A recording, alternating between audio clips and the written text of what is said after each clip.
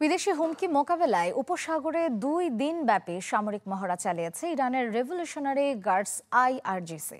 এর অংশ হিসেবে ব্যালিস্টিক ক্ষেপণাস্ত্র ও ক্রুজ মিসাইল ছোড়ে স্থল ও নৌসেনারা।